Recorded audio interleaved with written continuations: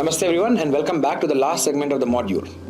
In this segment, we'll explore how communities use different materials and techniques to create meaningful art at home, on the streets, or in public places. We talk about painting. Well, some painting traditions begin with a brush.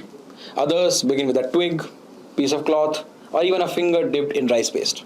But across different parts of India, what you paint will often depend on what's around you and what the painting is meant to do.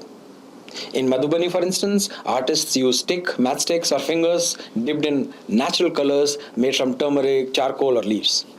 In Varli, the color is white, drawn on mud walls using rice paste.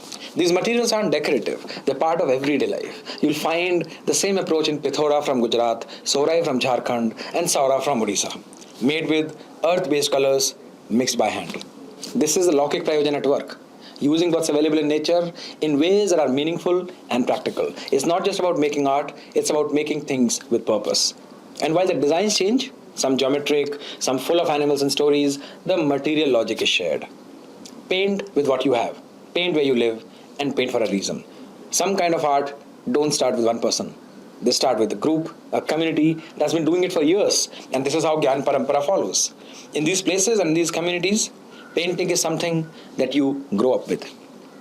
Let's look at some of these traditions with a style, story, even the materials are passed down generation after generation.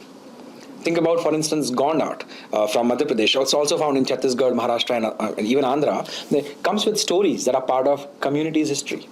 Phad paintings in Rajasthan are used by Bhopas, performers who carry and sing the scroll. Pattachitra artists in Odisha or even in Bengal often belong to lineages where painting and storytelling have gone hand in hand.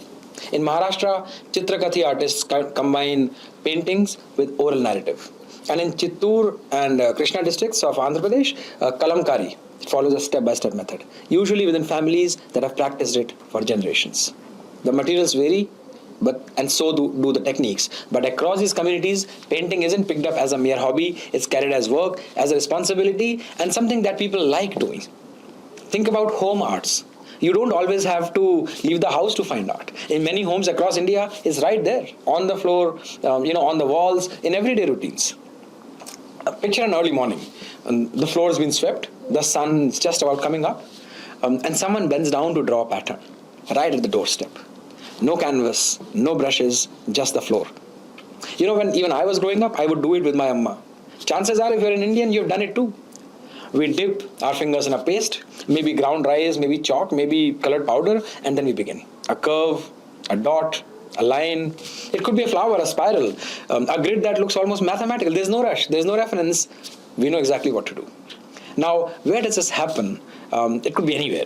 Tamil Nadu, Bengal, Rajasthan, Bihar. Designs have different names. In Tamil Nadu it's Kolam, Bengal it's Alpana, Rajasthan it's Mandana, Bihar it's Aripana. The materials vary too. Some use rice as paste, some use limestone powder, others use red earth, cow dung mixed with water, so on and so forth. But this is part of everyday life. You clean the threshold, you make your paste, you draw a pattern, and without a big discussion, without ceremony, you begin. And here's something beautiful. You don't learn this by being formally taught. No one sits down with you, step-by-step guide. You just watch, you absorb. Your hands begin to copy what you've seen 100 times. It's like muscle memory passed over generations. And what's fascinating is how universal this idea is, despite the different forms. It's about preparing a space. You're welcoming what's sacred or special. You do it before a festival, before a wedding, on the first day of a new season, sometimes just every morning, because that's how it's always been done. And yet, the important thing and the most amazing thing is that these drawings are often made to simply disappear. They're walked on, smudged, swept away, and then they're just made again. Sort of like reminding us how life is ephemeral. So yes, the patterns change. There are floral, there are geometric patterns, the meanings vary. Some are protective, others are celebratory. But in the end, it's really the presence of some form of art everywhere. Some paintings are meant to be seen. Others are meant to be done. Whether it's a scroll that travels with a storyteller, a floor design that disappears by the noon, a motif passed down generations to generations, these forms continue not because they've been preserved, but because they've been practiced. And practiced not because someone is telling us to, because we feel like doing and continuing it. Art and crafts move through daily life, and that's what keeps them alive. In fact, as we end this module, I will highly recommend all our viewers to go through the magnum opus, the book Handmade in India by MP Ranjan, who has spent his life's work documenting all kinds of craft and traditions of craft in this country. It's just the tip of the iceberg, but it is absolutely amazing and inspiring. Thank you so much for being with us in this module. See you in the next one. Namaste.